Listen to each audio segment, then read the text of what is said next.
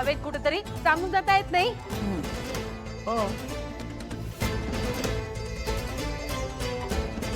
ते आई मीच फोन केला होता अखिल भाऊजींना. ते काय झालं, वाटेत माझी गाडी बंद पडली आणि म्हणून ते घ्यायला आले मला इथे. हो वहिनीने फोन केला मग निघालो मी. आता इतकं ऊन आहे आणि रस्त्यामध्ये वहिनी एकटीच होती, मग गेलो लगेच. सॉरी, मी सांगून जायला हवं होतं का? एक मिनिट, तुम्ही काही वेगळा विचार केला का आई? बाबा त्या मस्त प्रकरण पेटलं होतं. वहिनीने टॉप गिअर पण टाकला होता, पण ही आली सगळ्याची माती झाली. अरे पण तो भास्कर तुला इतके फोन करतोय तर एक फोन घ्यायचा ना त्याचा. हा इकडे काय झालं, तुझ्या मातेचा वरच्या पट्टीतला सूर लागला होता. हा हो सॉरी हा. बरं वसुंधरा, तू सहजच आली होतीस की काही काम होतं? ते मला तुम्हा सगळ्यांशी जरा बोलायचं होतं.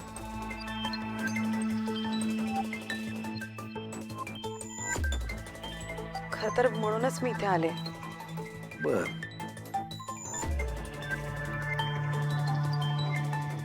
अगं बोल ना मग. ही सगळी माणसं आपलीच आहे, बिंदास बोल.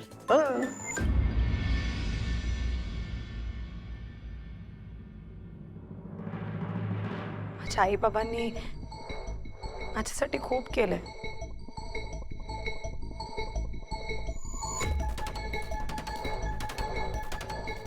ते आहेत म्हणून मी आहे, पण आता त्यांच्या चांगुलपणाचा फायदा नाही घ्यायचा आहे मला.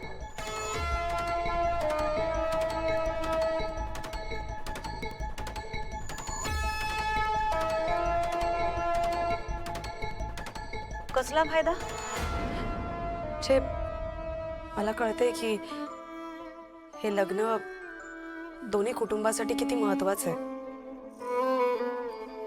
या लग्नाने दोन्ही घरामध्ये आनंदच येणार आहे. पण माझ्या आई बाबांच्या डोक्यावरती कर्ज करून तो आनंद मला येऊ द्यायचा नाही.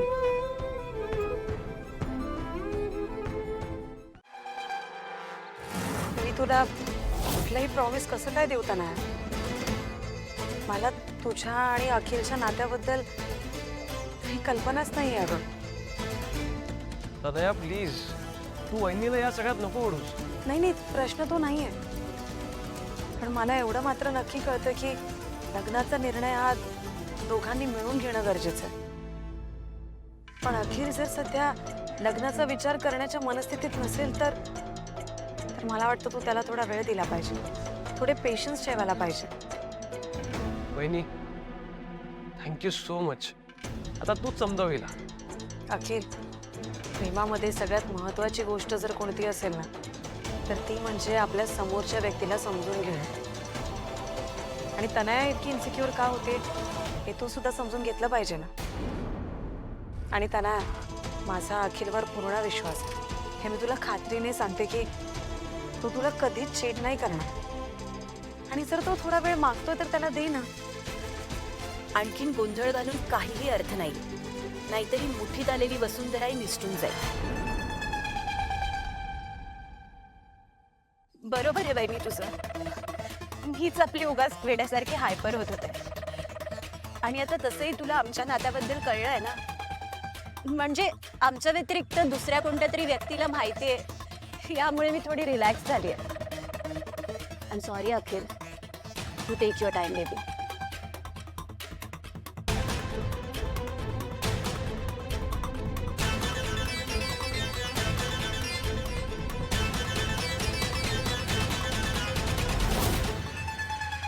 वसुवाईने अगं तू बोलवलं म्हणून मी आली आहे.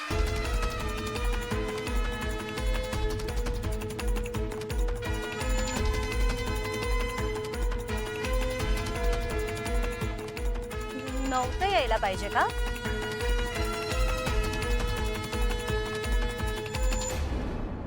नाही, ते ऍक्च्युली पिकनिकला आम्ही भेटलो होतो ना. आणि लगेच आमची मैत्री झाली.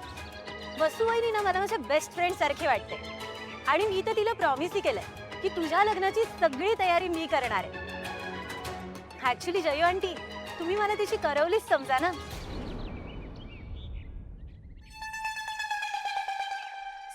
सॉरी, म्हणजे मी तुमच्या फॅमिली फंक्शन मध्ये येऊन मी डिस्टर्बन्स क्रिएट करत असेल तर आय जस्ट गो बॅक. म्हणजे मी अजून तुमच्या कुटुंबाचा भाग नाहीये ना. हा?